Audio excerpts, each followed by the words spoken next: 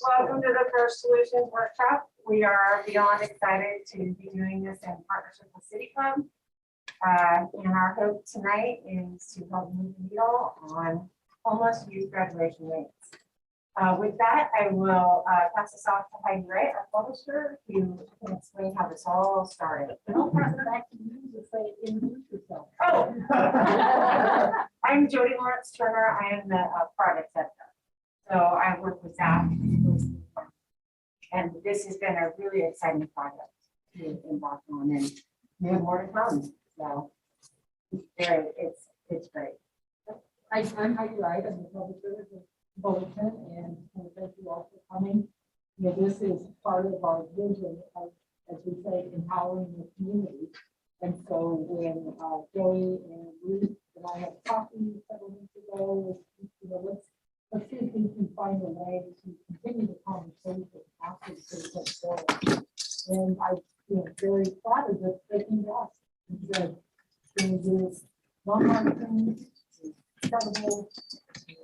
You know, we got to have a partnership with you." So that's what is the start of the discussion for this. And Jody's taking it on. We have just an excellent reporter who I couldn't be happier with us, Zack Demars, who really is passionate about a lot of the issues that I think will help, as Jody said, move the dial for the community. So we don't have answers.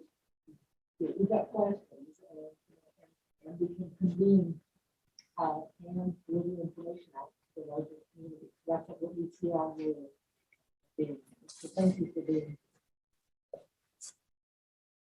Great. Well, thanks so much, everybody. Yeah, as Heidi said, my name is Zack Demars. I'm our special projects reporter here at the Bulletin. I hosted the City Club Forum last week, or 2 weeks ago now, and wrote the story that hopefully some of you have read on this topic specifically. So before we get into too much, I think it's great to know who all we've got here. So maybe we just want to go around the room, and if you can introduce yourselves, tell us who you are and why you're here, and I think that'll be a great way to get started. Start for here. Okay, you already introduced you. I'm Eliza Wilson, and I'm a program director with Gabriel Youth Services. I'm Julie Lippy. I'm the executive director of FAN, the Family Access Network. I'm Sandy Schmidt, the homeless liaison for the Family Services. I'm Shereen Klein, superintendent. I'm Leslie Garber, and I'm on the board of part of Oregon Board. Bill Chang, human leader through the Sheets County Commissioners. Patrick Jordan, the new youth education manager for CYC Alternative Education. And I'm Josh Tagallo. So we run a dropout recovery program. Hi everyone, Alicia Moore, Vice President of Students for Central Oregon Community College. Gwen Noisling, Executive Director of Bethlehem. Kim Gammond, executive director at the City Club of Detroit. Jason Cox, Taylor member for Casa de People. I'm Jerry O'Brien, MBA, and I hope to see some concrete solutions. Thank you all. Great. Well, welcome everybody. And yeah, so kind of as Jerry alluded to there, the goal of tonight's conversation, if you watch the City Club Forum, we talked a lot about individual solutions. A lot of the conversation there focused on individuals asking, what can I do as one person to help homeless youth? And so the goal here today is to focus a bit more on what can we do as a system, as a community, as a region to help our homeless youth get to graduation. And as you know, the impetus for that is ending the cycle, or slowing the cycle at least, of youth, homeless youth becoming homeless adults. We know how frequently that happens. So to start, so that's kind of the scope of our goal here. This obviously, as you can tell, is being recorded. And so we will have this available on the record after the fact, so we can share this out with all of you and with some other partners. So I want to start with a conversation about what we've learned since just in the past couple of weeks, as we've all kind of been thinking more about our homeless youth and our homeless students. So just last week, we saw a report from the state that showed a statewide analysis of what we, as a state, need to house and serve our homeless youth. The big number there was 150 million or more dollars to house and serve our homeless youth, from long-term housing to short-term emergency housing to drop-in services and everything in between. Specifically in the Central Oregon and the Gorge region, number was $6 million for 18 to 24-year-olds. That doesn't include folks who are under 18. And there's always a very good chance, as most of you or all of you probably know, there's probably a very good chance that those numbers are still too low because counting homeless youth is just really difficult for lots of reasons. And so that analysis showed the largest need there is long-term housing, but also host homes, drop-in services, and other kind of front porch services were all identified as needs there, as well as short-term shelter. So I think to launch into our conversation, and the goal today is to really have all of you do most of the talking and us do the listening and the posing of some questions. So I think to start, if you can just talk a little bit about what we've learned and what you all have been thinking about since, since our forum, since the stories in the bulletin, and since some of that data and some of that information came out. So any key insights that folks have thought about for key ideas or solutions that you all have had on your mind in the past couple of weeks? Jody here is going to. His assistant for tonight.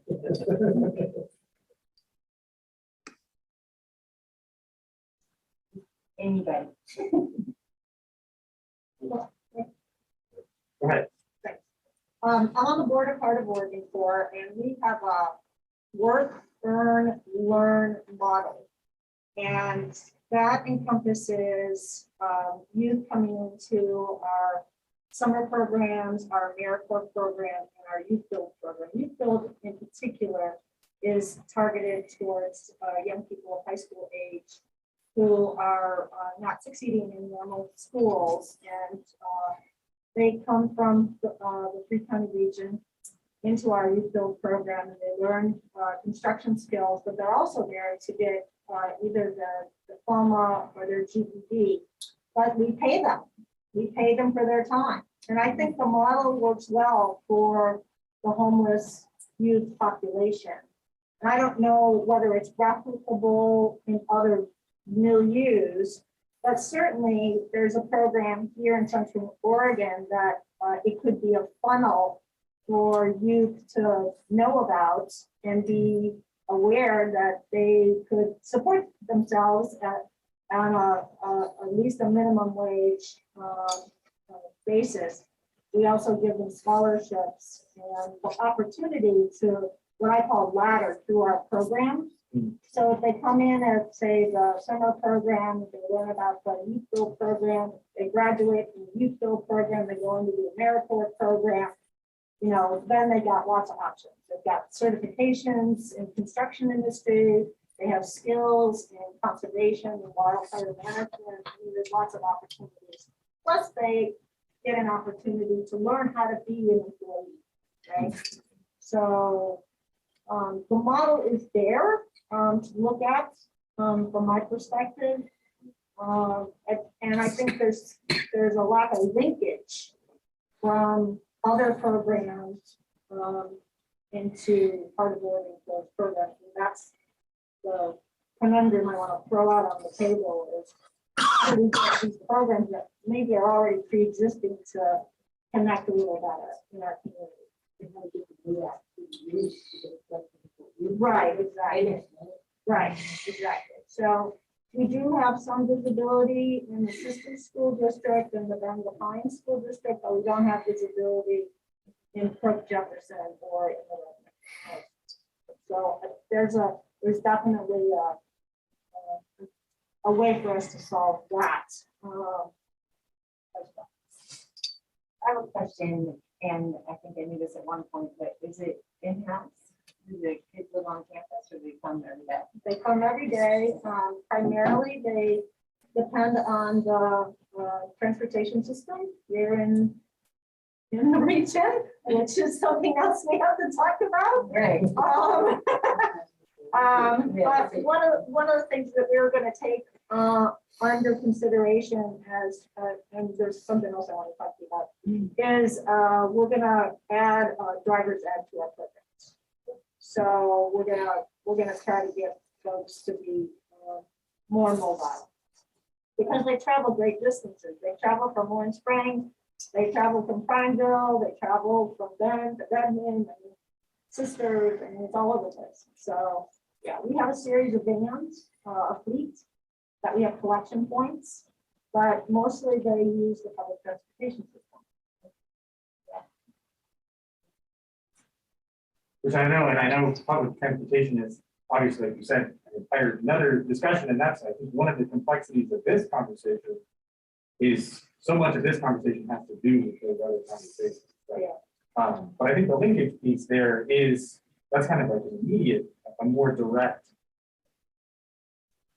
a more direct barrier, I guess, that I think, you were better able to address in the short term. But obviously, the rest of that all does come into play too. Yeah, Phil, I know you have. You seem like you're about to do. I had a thought, and then I kind of wanted to ask a follow-up question which was, would you consider doing residential? A dormitory or participate in that? Yeah, interesting idea. I had not considered that. I think my initial thought was to link up with folks running the law and see how that plays out, if that connection isn't already there. But yeah, it's possible. I was talking about it before when I put up in the doctor for that. On campus. So there's several ways around that. This program. Yeah, Youth Build is a Department of Labor program that we run for the region, and AmeriCorps is a similar program that we run for from the agriculture department that we run for the region. And that's everything. So that's their model. Yeah.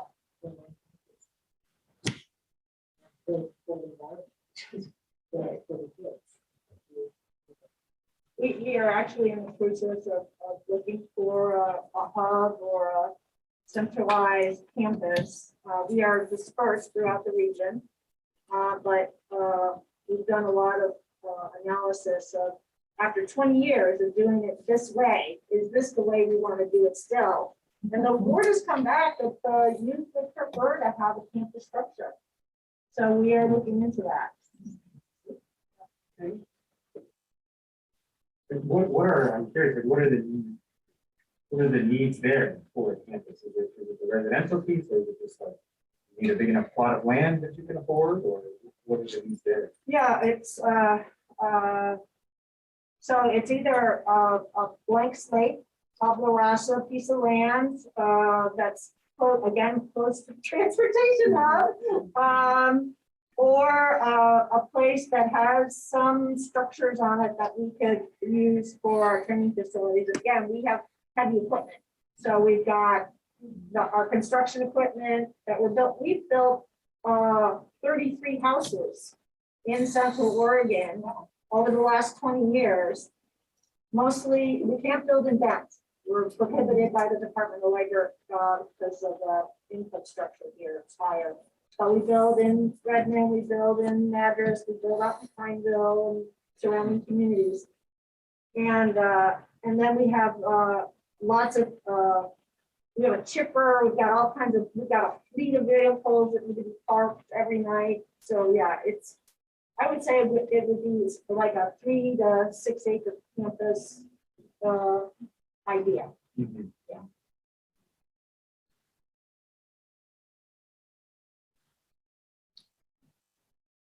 Well, I can tell you the majority of our homeless youth are mostly coming up. So we have families living with families. That goes through the housing crisis as well. So obviously more income, low income, things that people can move into, move forward, and establish. The biggest problem with any student in high school is about stability. Do they have a place to go? Do they have a place to live?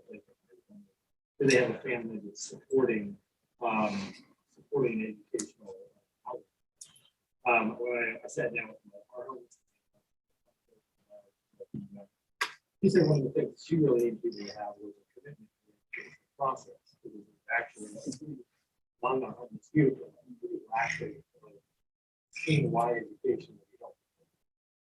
And so that's a problem. It's a barrier.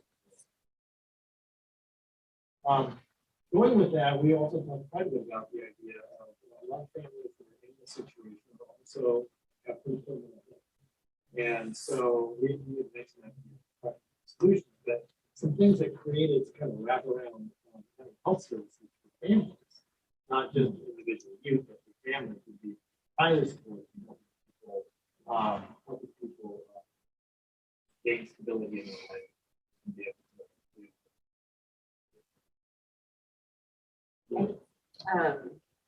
Dave our day, one of our programs is we provide mediation to families to provide case management and mediation to try to keep kids at home and support that family unit. I think a lot of times the turnover in the schools and just not knowing where to turn, like the counselors and teachers not knowing who to refer to, I think that can be a barrier to those types of services. And I just wanted to like push back a little bit on what you said about, I totally understand what you're saying with the standpoint about the power of will. I was a homeless student, and when I experienced homelessness, that it did become the last priority, not because that wasn't like one of my main goals, but because I didn't have food and shelter. And so when you don't have those things, getting to school is really, really tough. I don't argue. Not really criticize that. It's just a matter of, high school is supposed to be this. It's supposed to be Right. It's commitment, and not everybody has that. And that's not something people talk about. I spent my entire career working in the work. And what I learned a long time ago is not people at home, it's just a very large swath of culture. Education costs their way through. It's not an issue. So people make an assumption that everybody wants them, and that's not true. So it's not really about almost so much as it is about the idea of that being Or connecting with them. Is there such a thing as a homeless hotline? I mean, I've seen stickers in the airport of a sex trafficking hotline, and I know that there's a suicide hotline, but I'm wondering if the nonprofit community could stand up a homeless, We have one. specific to you. Yeah. And give you burner phones or whatever, whenever they come into the system, is to make sure that they are connected to that number when they need the help. And I don't know how we would stop something like that up, but, Yeah, there is a national runway homelessness hotline, and it's actually bigger than just a hotline. It's like a connection of services. So if someone were to call the hotline number, which is a national number, you can look it up. I don't know it off the top of my head. Someone on the other line will connect you with a resource in the city or closest to you that you are. And so day, the Loft, which you already said to me about, we run a hotline that's 24/7 that connects to that hotline. Just like our anti-trafficking program connects to the awareness hotline, we have another anti-trafficking hotline. Yeah, so if any homeless youth, and again, like they don't know about it, so that's why they're not calling. And that is something that we do is get youth phones when they come into our shelter. The being able to call to access services, that's, probably not.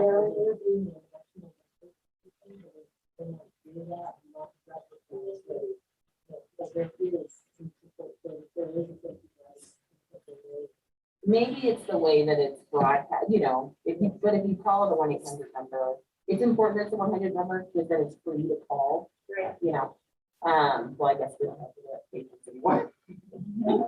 But they call the number and then they can, you know, I actually had a referral when I worked at the loft a couple years ago. I had someone call the national hotline number and they were in Arizona, but they were coming to them on a bus. She was 15.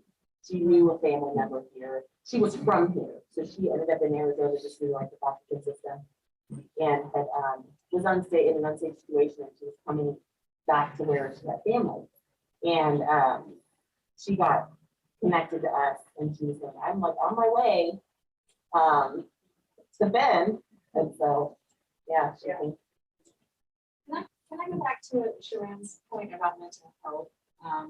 I think we don't often acknowledge the trauma that our homeless families are going through and the trauma that our unaccompanied youth are really dealing with. And I think when we talk about how to support them, providing them mental health services where they have to go to an appointment at a building 3 miles from where their school is, out of school hours, you know, all of this, like, what are all of our barriers to helping them with that trauma? And it is, you know, if we can embed mental health for these students in the school, during the school day, after school, which is hard. I mean, Oh, I actually had that in my last week. Great. That's something we had. That's right. We were able to get licensed advocates on campus. To me, that's important. That's how we do it. Yeah. And currently, right now, we're spending education dollars to go through the robust mental health system. We really need more resources and more help to develop that out. But helping people through the trauma, because you're right, people that are in this situation have experienced profound and they bring it up.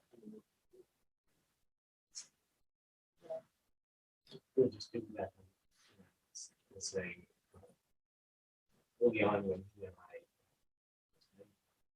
he shared with me some really big model from the other side of the mountains where the school district had contributed some funds. The county has been able to engage with the schools and basically kids who are eligible for OHP coverage would be supported by mental behavioral health. And between the school district funding and OHP reimbursements, it possible to have dedicated staff that work with the school. And it's something that I think would be very worthwhile for us to explore.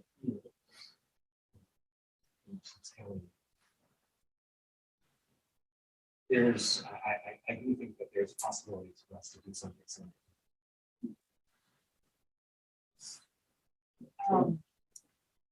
Watching the City Club and watching that young man had a teacher that really was that mentor for him. You had other people we spoke to with that mentorship is so important. And I will come back to that, but talking of the community basis, and it's what the law provides. I mean, it's a home, it's connection, and it's having, you know, peers that you can work with. Just last week, they did the grand opening. I think they're opening it next week in Redmond, Bridge Meadows, and it's based on the foster families and the intergenerational support. So it's how do we create those communities in which there's built-in support, and that is very intentional. But it's also focusing on a very high-risk population of foster children have been at risk until they were finally able to get with a family that they can stay with. And I think those kinds of ways that we can look at community differently. I'm a little biased. I live in a co-housing community, and I suck that out because I see, you know, children playing and, you know, having just all this wonderful intergenerational support. That is, we've moved away from that. We're all independent. We have our fences up and the walls and gates and things, so there's some of that at a systemic, societal level that certainly, I don't know, I wouldn't have the answer, but I suggest it hasn't. But one of the other wonderful programs that's in the K through 12 is the Unity program, the anti-bullying that goes through and really helps kids understand, how to treat one another. And I bring that one up because I think about the self-bullying that happens for an individual who, you share advice on yourself. It's like, there's just only so many choices, that you're, and that it all goes back to the mental health issue though, and how do we identify what some of that, when that is happening, when kids are going in and don't have the support system at home or the self-esteem to just figure it out and just jump into school when there's a lot more difficult challenges. That is not so much solution, it's a little bit more of, the challenge, but there are some other models out there. Like Bridge Meadows is a great example of that. What Unity is doing in schools is one of the help kids. Treat one another, but also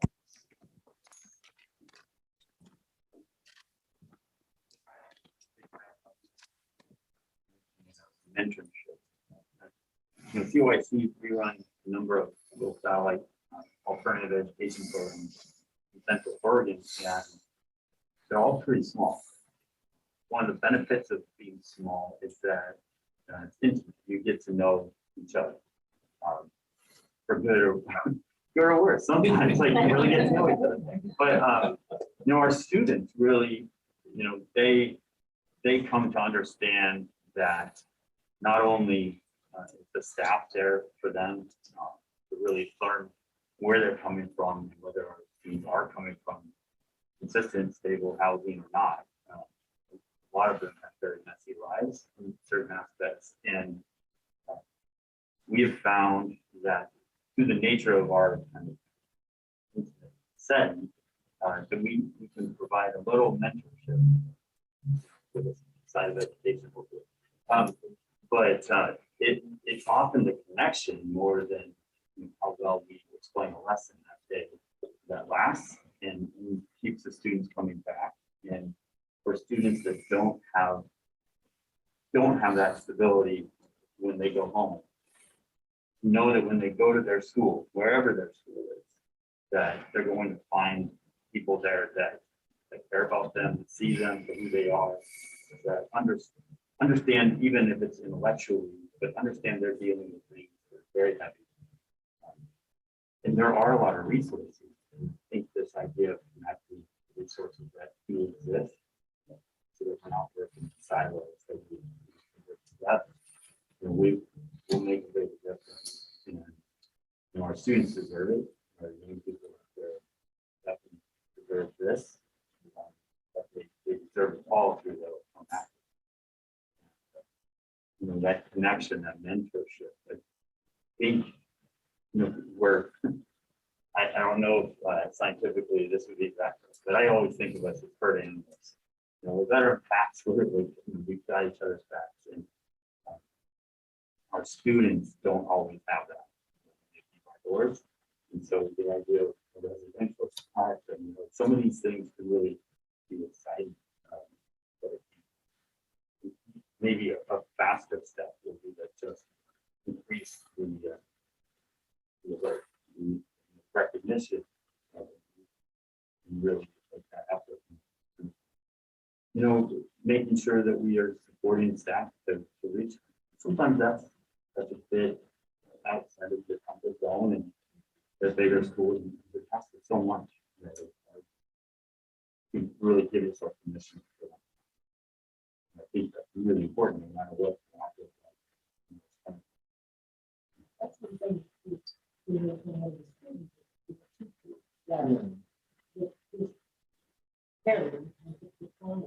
So you talk a lot about the students. What about the teachers?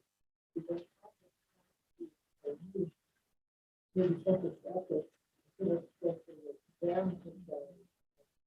person you said. Would be great, We were, during the pandemic, there was a lot of attention given to that. I remember the early days that we were tasked with making social emotional assessments before you started doing any remote tutoring. And ironically, a lot of our students come to us for a smaller setting, but partly because they have a really heightened sense of social anxiety. So some of them just go, actually, this is great for me. I've been training for this my whole life, but really, like, there were other students that were just really hurting, and so teachers were tasked across the country to reach out, check in. I wonder if we were given, if we give our teachers that permission outside of the pandemic, we would start to see some inroads. And teachers do that anyway. It's just that they're very busy. And a lot of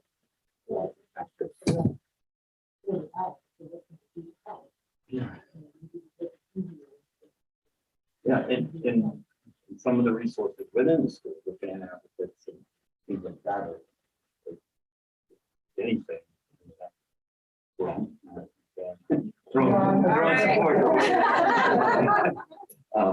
Because the fan advocates, the loft, all these things in our community that have been trying to do this work is really important work. We worked in our organization along with many of these partners because our students come to us through them. Yeah, it's nice to know it's out there, but it can be supported more and grown. Like I said, the teachers can do, but teachers reach out all the time. They're doing that. But we also have several of our infrastructure people that are working. We have people that are working. Site advocates, fan advocates, graduation programs. Transitioning kids into doing jobs. We have people specifically. So there's a lot of things.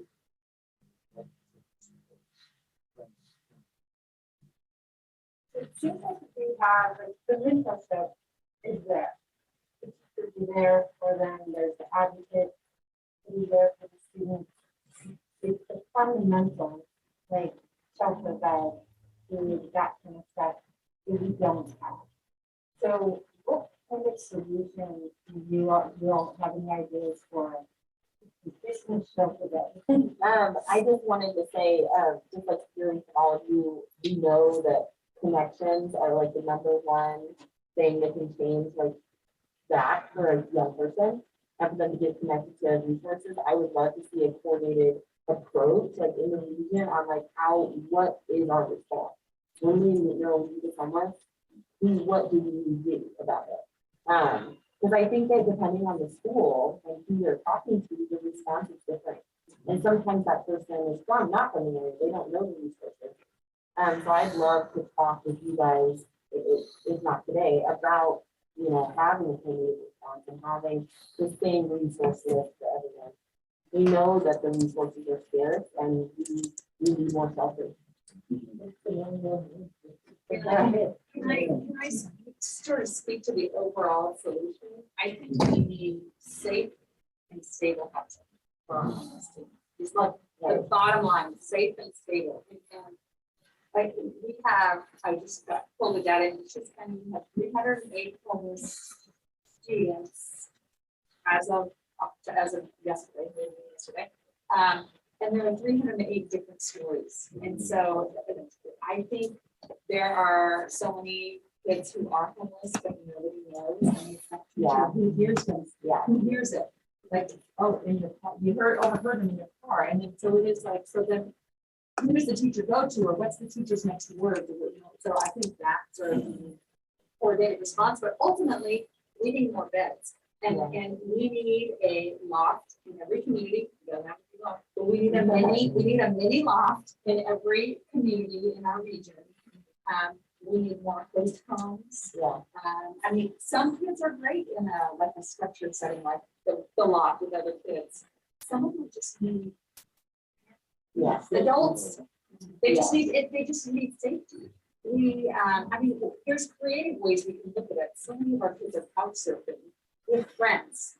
And those friends' parents are willing to take them in, but oftentimes they'll have families also struggling financially. So can we get creative and saying, okay, you're not couch surfing anymore. We're gonna give this family rent. And then that means they're committed to letting you be in their house for the rest of the school year. So I'm like, what are the creative ways? Because shelters, yes, homes, yes, it's not gonna be it for everyone. You, Eliza, had a great thing about we need to do set asides for when we're doing housing. For 18 to 24-year-olds, there should always be set asides on low-income housing that is directly for that population, especially those kids coming out of the foster care system and transitioning out of the loft. I mean, so often you transition out of shelter and there's nowhere to go. So I think there are a lot of different ways systemically to look at it, but it's not just one. It's not one of those. and can we figure out how to make sure the teacher or the nurse or the whoever listens and hears it, or the community partner, and then is there enough for us to funnel through?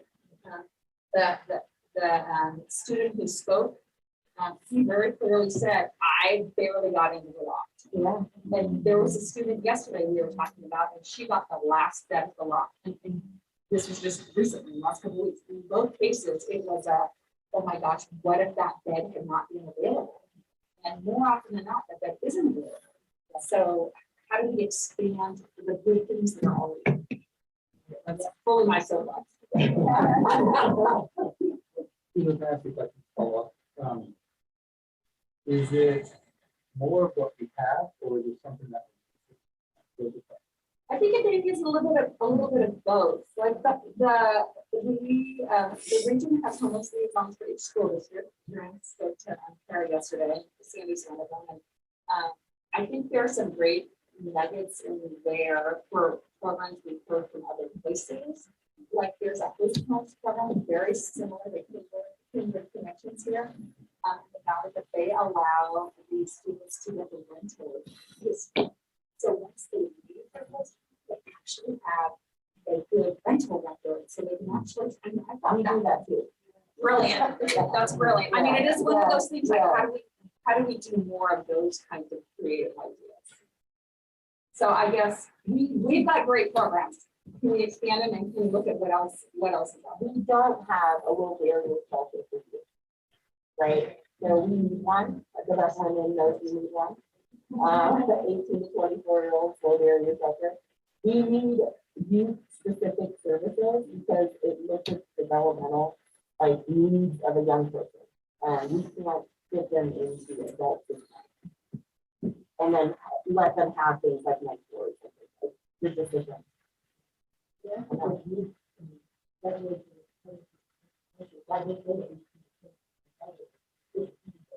Yeah, yeah, 18-year-old. Right.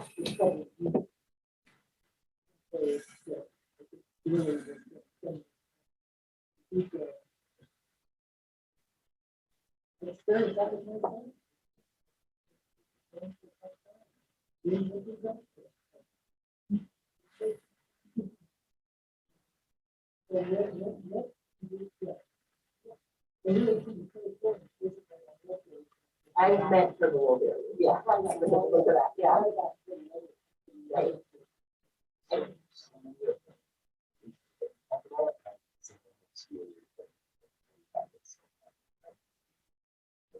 Number of parents who don't want to talk about what's going on. So definitely for that, for like opportunities. In my program, I see they're in a motel room with their mom, with that, mental health. They won't leave. They won't be inside. So there wasn't opportunity to see that. It's still kind of like it's the whole package that you talked about. Wrap it on for the whole thing. Yeah. So we won't have it. Maybe a teacher or whatever, because it's something that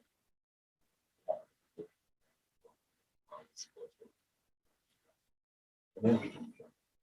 Yeah. But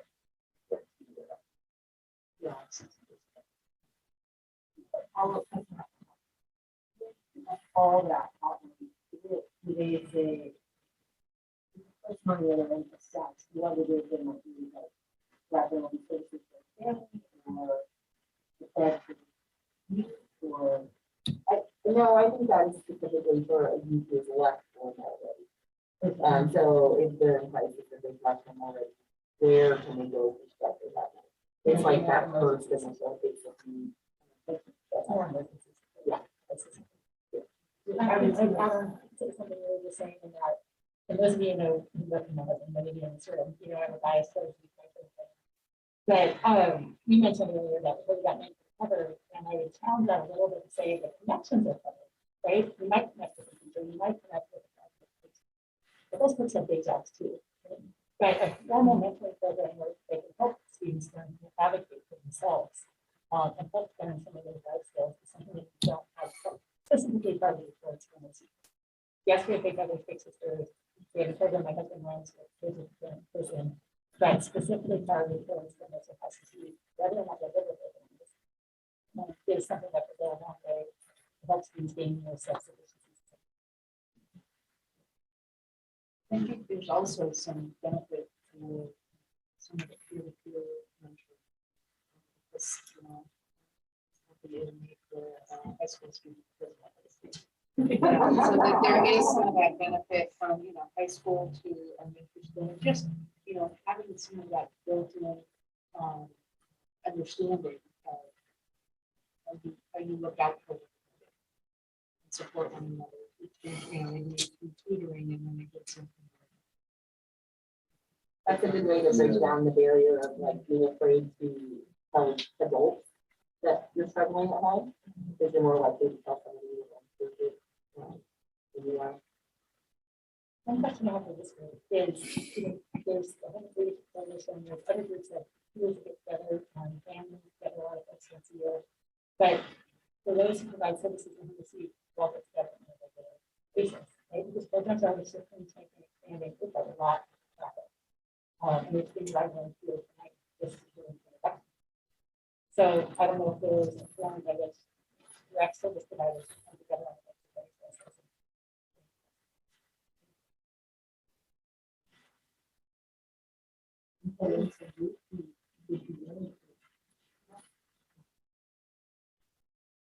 I have a question about the shelter first strategy. I call it shelter first because I'm a big believer in that. When I was living in DC, I was working with church-based group. And that was the lesson we learned from New York City was shelter and then wrap services around how they can go. But in your, what you've seen, is it, what vision of a shelter would be most appropriate for whatever age group we're talking about here? When do they leave home? Are they leaving home at 10? Are they leaving home at 13? Are they leaving home at 16? Is it a dormitory, the shelter idea, or is that the village where they have the individual little bungalows? Is that a better? I think that, yeah, I think that it's all of the above, right? I think we home many times not like fully all of the dangerous. We've done the online children, there are lots of young people with their families. Many of them actually we try to work with the families and keep them there and keep them together, or they come to the shelter and we try to help find, you know, like you guys do, try to find housing. Really not something our program is necessarily doesn't say to do, but we do it all the time. I don't think there's a one avenue for homelessness. I think there needs to be, you know, like functional models in the community long term. I think just because the kid is 18 doesn't mean they don't need a host home. Which right now, you know, that program is just for today's youth. So,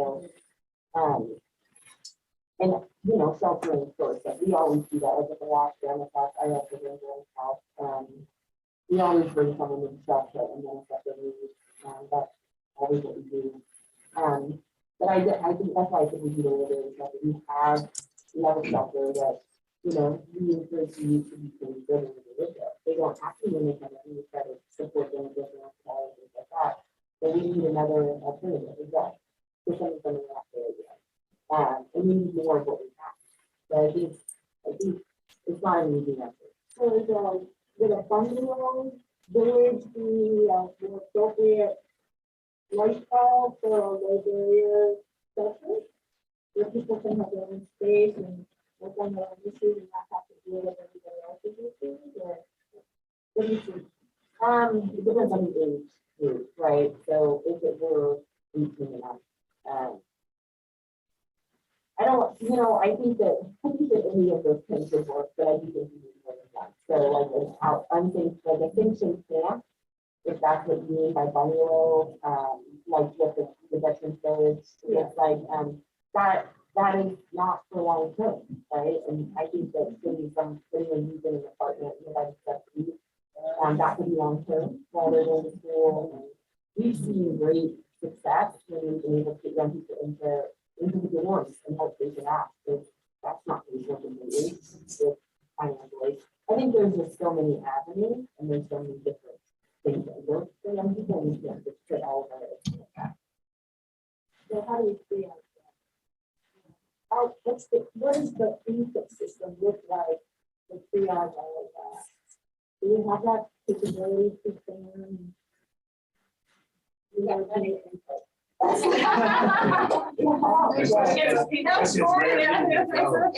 just where, And I think there's the issue of the unaccompanied youth. And then there's the issue of, in speaking of the families, the double ups that are the things, honestly, the things. But it is the, Bethlehem, and then we had a steering committee today, and Alyssa and Bethlehem said, I have a space open now for a family, but it might be only.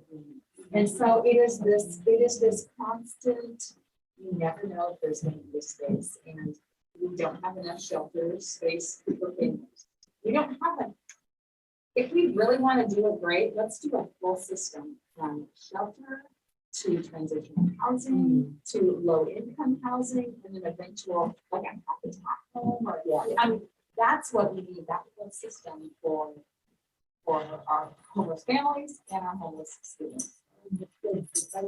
Right, and that will help, right? If we can give them safe and stable housing, when you're talking about the hierarchy of needs, that it allows them to focus on stuff. Low barriers, one of those missing pieces. And it's hard enough to find in the neighborhood or the location to put something like that. And then it's the services that are needed. But through Measure 110, there is funding for some of the treatment and ongoing, treatment-related kind of services. So there is something available. But it's like, so where do we start? I could say there's a tremendous amount of discussion. Shelter and transitional housing in our community right now. One of the most important places to start is to show that our community is place. And that is why I so appreciated it. The City Club board and because there are a lot of people in our community who say they're homeless. And the first thing that comes to their mind, and this is very important that people who have cultivated this image. If you say homeless, people picture some of the I heard people are coming to Deschutes County for free drugs from Chicago or whatever. Someone who's not from here, doesn't want to work, doesn't want to go to school, substance abuse disorders, and most importantly, someone who is unredeemable, unrehabilitated. And if that is what you believe, that is what you believe, someone who's homeless. Then you don't want to host a shelter in the neighborhood. You don't want your tax dollars being used to facilities to support those people. You don't want to, you don't want to see services being offered to those people. And so, to be able to present to the community that these are kids who have their lives ahead of them, so much potential. These are families with children who are struggling. That is such an important person. I just wanted to give a little appreciation for and for the community that is helping people that understand, we see that one of the things we've experienced at the county is that the veteran subpopulation of homeless people, people feel, oh, there's homeless veterans in our community. Suddenly they're into, yeah, you can put that in my neighborhood. And yes, we should spend some county funds. And I think that with youth and homeless families with youth, we have a very similar kind of opportunity. This is, this is a homeless population that people can get trying to support. If we can overcome the image that these people are outsiders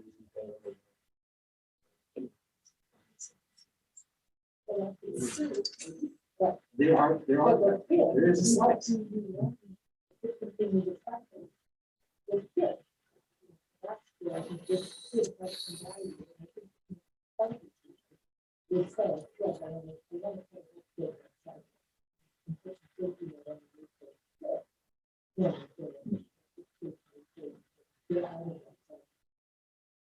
The middle group.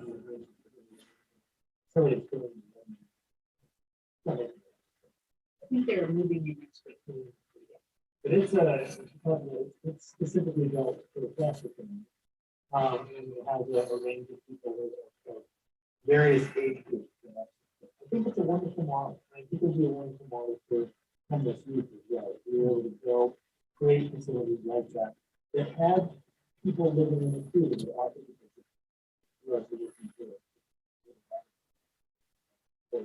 Sometimes it's supposed to have to be always again. But creating those communities that support people, I think they're one thing. I think we've talked about a lot of different solutions. We talked a lot about different ideas, theories. I think now we can move the conversation on to what opportunities do we see. We talked about the shelters. We talked about partnerships between schools and the health services. We talked about even just kind of a one-stop resource for if you get a homeless kid in class. Where do you send them? So, what opportunities, looking at some of the ideas we talked about, what opportunities do you all see of next steps on those things that we can think of? You mentioned the one stop and has the funding to do the navigation center. And that is, a key place that can be made accessible to as well as others. Putting in place some of the responses for the navigation center. With that, Last one for the question, $2,000 for the event.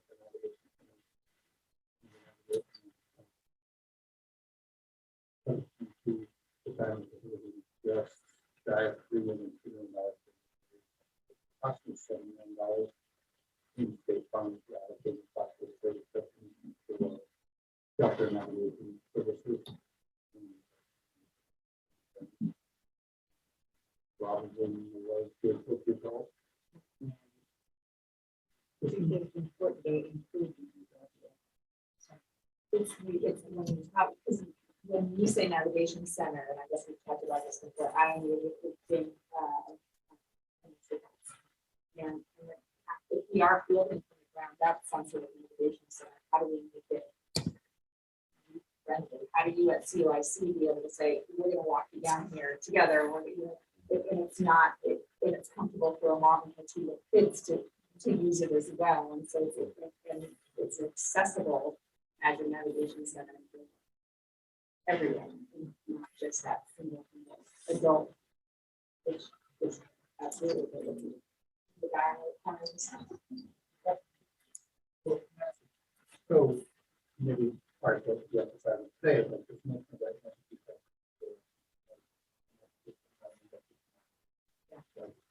What is, what's the shelter, what's the next section shelter, and I see a lot of pieces in this room, right? Education, workforce training, workforce training, shelter, work, but these pieces. This notion of, do we have a community-wide strategic plan to maximize pieces we have, figure out what pieces need extra funding? And what is the gap that we have? I guess one, do we really feel like we have that strategic plan?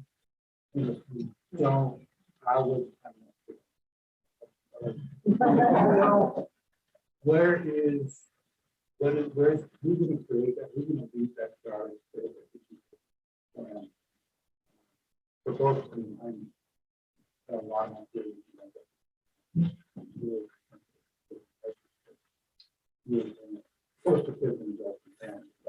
I guess that's my one question was, who, what would be that? How I think you mentioned the first, what would be that? How I picture it?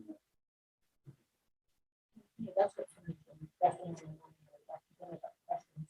But I wonder if there's a room at a county level, a lot of people bring together all the different groups, so it's not up to this on top of that on top of this group, the individuals go and try and coordinate together to keep it clean. The large scale grants to build one. So there's the other thing on the community jurisdiction provides some resources.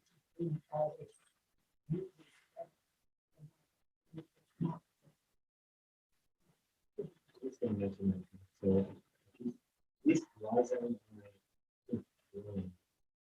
participating in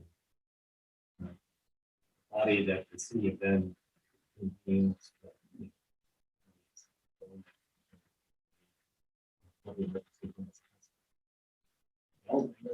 Plan for addressing homelessness.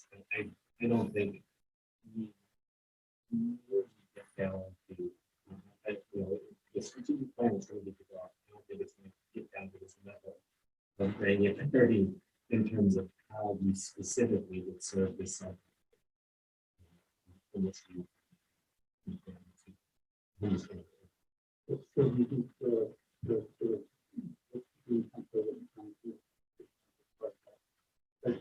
Process that other that however we discussion. I mean, I see that. I see this that process as being the keeper of the gaps in the system that we're aware of. And here's how we're going to try to help coordinate people to address those gaps and try and find funding and stuff like that. But that joint office, I don't picture at all being building shelter, providing services. Money for like a committee that's dedicated to, I know, like, so I'm on the homeless association and represent the youth voice in the homeless association, and that's why I'm there. Not just here, but a lot of these, this is something really made for adults, and so I'm always like, what about you? I think that we need a committee in the agency, but also I don't know how that'll play out. It has to be super detailed, but we're all figuring it out. But a committee that will meet monthly or more than that to really assess the gaps and figure out like a strategic plan, because I do think that Are you need that and can we need that? I wonder about when we're talking about this navigation center and. Yes. 2.5 million, great. 2.5 million for the navigation center.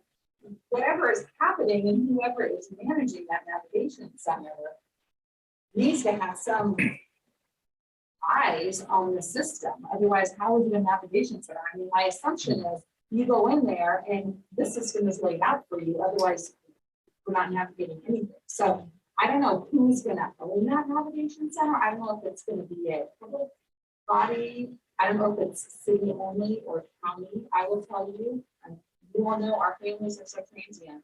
So to say we're serving Bend homeless, city of Bend, and not Redmond homeless, our families are back and forth for sure in Deschutes County, very much so within our Central Oregon, because they're just trying to figure out the cheapest place for them oftentimes, or who's their cousin.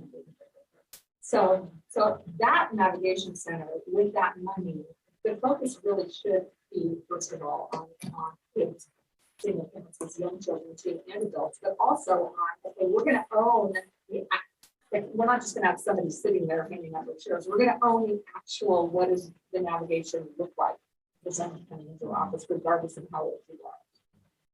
And JRJ actually looked at that grant, and I had many conversations with them about it, but I don't think there would be enough money for these specific like navigation center, you know, because of the publicity and how much, you know, focus is on about money. And it didn't seem like it was competitive for us to apply for that grant. We were interested in having a navigation center, and essentially located. But again, it's one community. If you tell them, I just want to throw out one more idea that we have 15 churches on the top of the hill, all built out their community space to accommodate homeless families. We thought it was going to be an interest project. Turned out that the need was greater in the summertime. So we all got our churches accommodated to house small families over the course of like 3 months. To allow them to go through a program that we developed to get women in particular back on the feet and have the children taken care of while they're getting their education. So I don't know whether the churches in this community have a role, but certainly they did in Washington. Yeah. So I want to kind of bring the church community into the conversation at this point, only because I kind of think that maybe there's a resource there that we're missing, and we need to have that conversation expand to include the community. Because I think they can offer resources, maybe not space necessarily as the churches like Catholic movement, but I kind of think that we could maybe build an ADU on each of their purposes or something like that.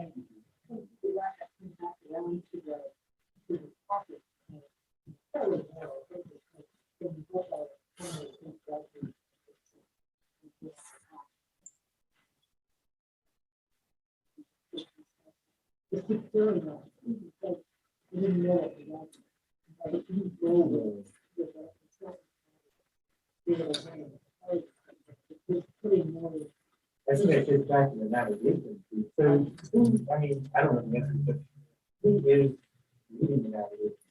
Is that, I mean, the city, the city. So, And also, maybe in fact, really involved in this. Yeah, before some of these things end up on the roots, you know, labor impact is going on. You know, that's, you know, that's awesome. So, you know, like some of you have found that we need to get to and get go for the evening. We did wanted to end this kind of, if you do a month, if that's possible. kind of address, like, go away from here, what we talked about tonight, and come back with more concrete things that we can actually take action. One of the things that came to my mind, and maybe this is something the newspaper too, tackle is, I think, as far as I want to the hotline, because it seems like getting that information is one of the keys to the kids knowing that there's some kind of resource. But they don't- And of course, yeah, really, because I need to say that we have those to read. We can try to figure out the reality. Or maybe it's in school, yeah, or if that is a good resource, if all that number, maybe it really is something that they can rely on. And get the information.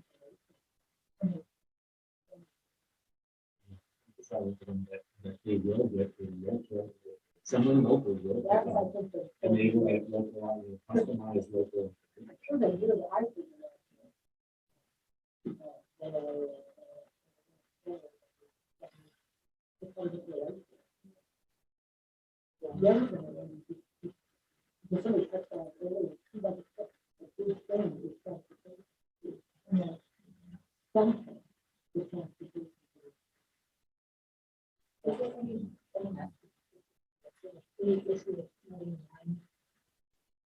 Agency that national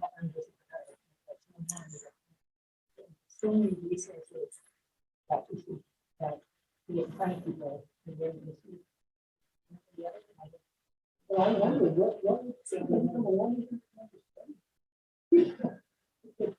They would direct, they would put them in, to speak to someone like.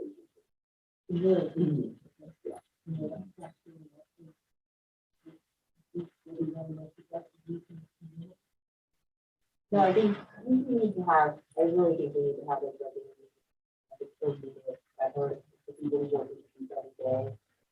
be able to discuss and talk about if their needs change all the time. And really need to be getting input from them about the business. How many times? No, I don't answer, I'm not the person to answer the phone, I'd have to get that information.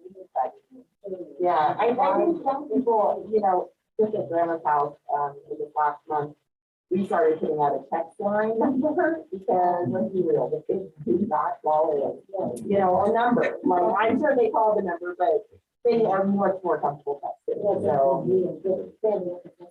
Yeah. They're unlikely to leave a message. Right, yeah.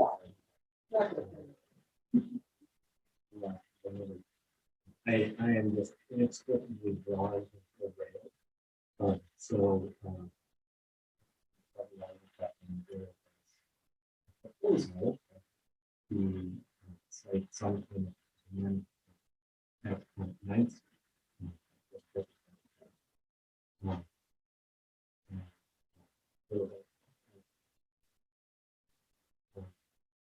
I really wonder if that side. And people children that they're pretty young, but that or for you know these teenagers who like the then high, whether people would have felt the same. You know, I don't have a good look at the Leslie's. What kind of facilities are there? You know, given that little piece of land to the south end of the parking lot, I don't know whether you could create something that would be suitable for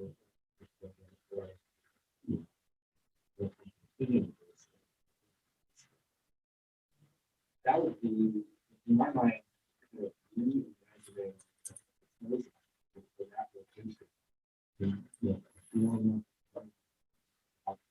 about that, it's worth trying.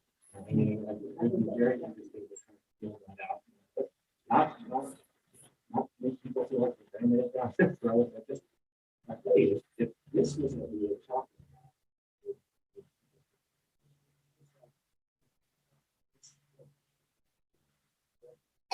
basically a training. Yeah. It's very well. It's a, something like that.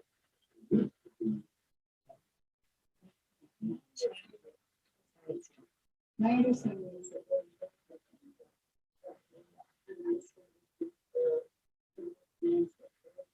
it's based on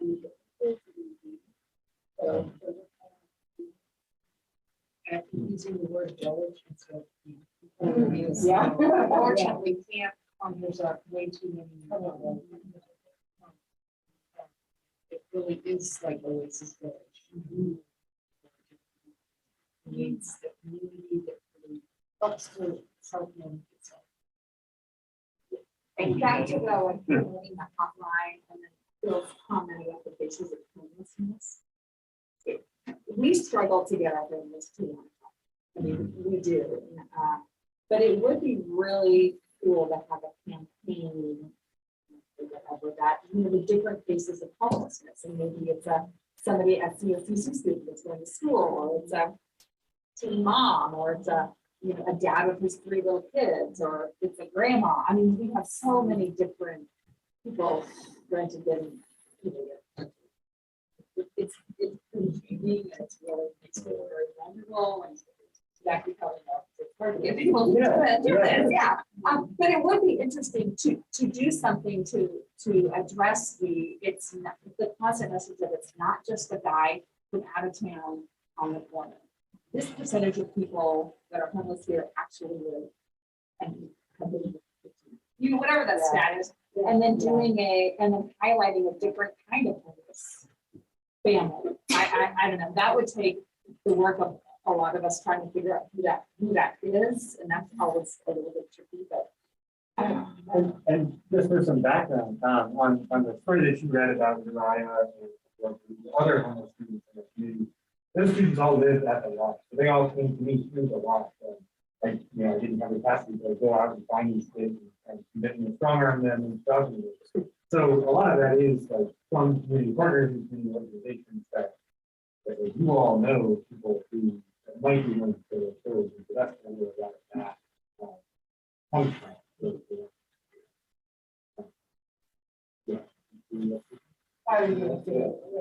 We can help together. Yeah. I was just gonna say, that's something that's important to do. Yeah. I love.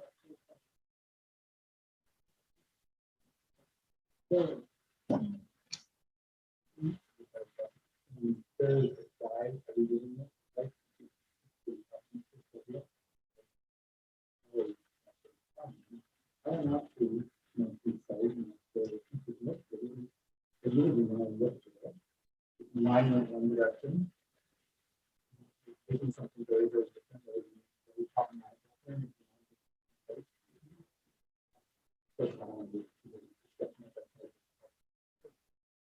We also have to do a better job of always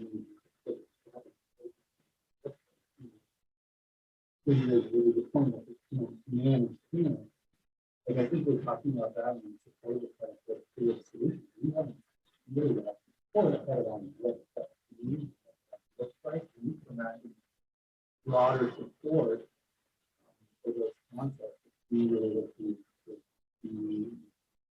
articulate all of the part of the all of the ability to safety for right.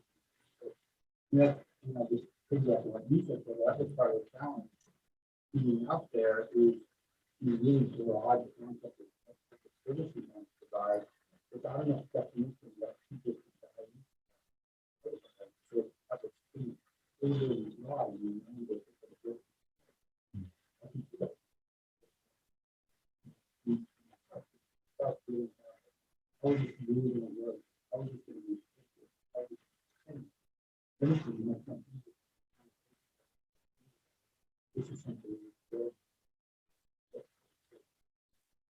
that's one of the challenges that that's often not all truly helping, but how we can do it. How we Where do we want to go from here? we were thinking of Oh. meeting again on December 2nd. Is that exactly 4 weeks from now? So, or we could go December 9th, depending on what you all need some people travel. For Thanksgiving, so I think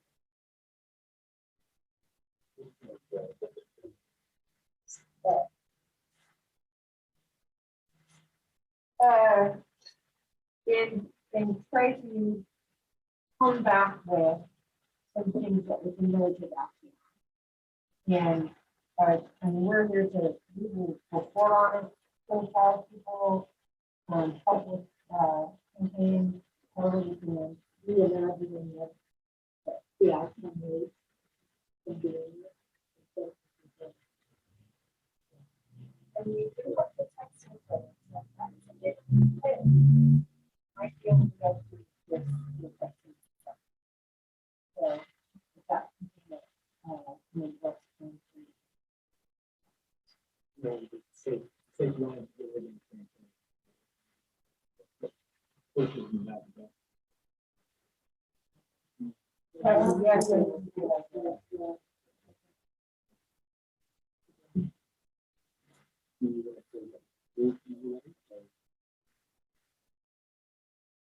So to close out, let's go ahead and just hear from everybody. Kind of what's your takeaway? Like, what are you taking home with you tonight? And what do you want to come back with, hopefully in 4 weeks to do that? You go in a circle or shout or, yeah, Jerry. Jerry. Well, I think that this group is a focus group on student homelessness. The issue of homelessness that's across this county. So if this group is to meet this, other groups always laser focused on student homelessness. I think that's that. We do have a homeless problem too. Part of that involved in that.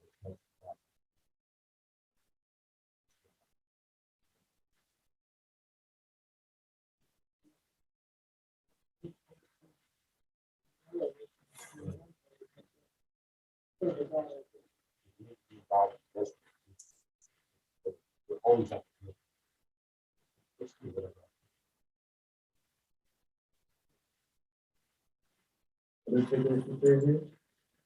There's a lot of things. To go through. That's the coordination of all that. It's the, somehow they're finding something that.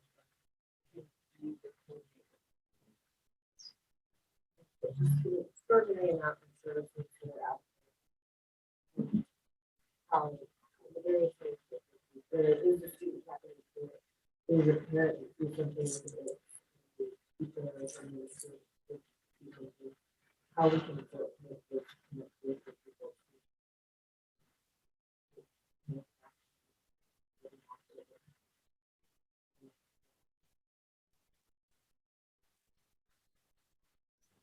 One way to phrase this chapter.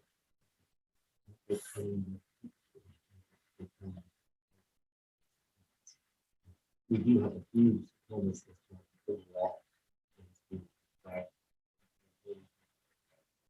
It's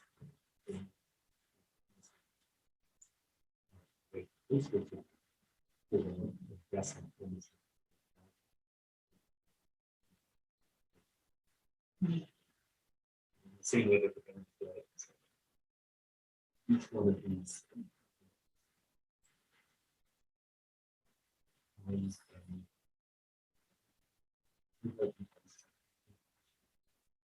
desire.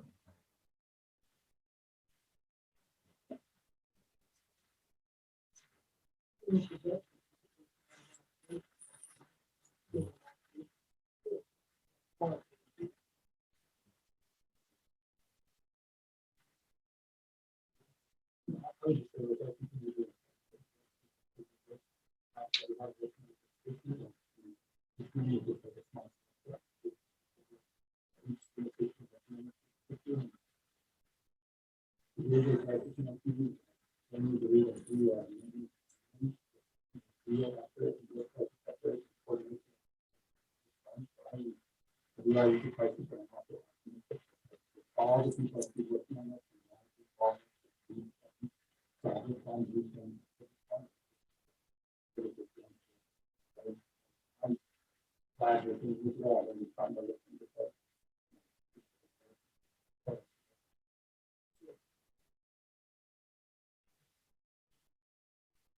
Is there any takeaways from anybody?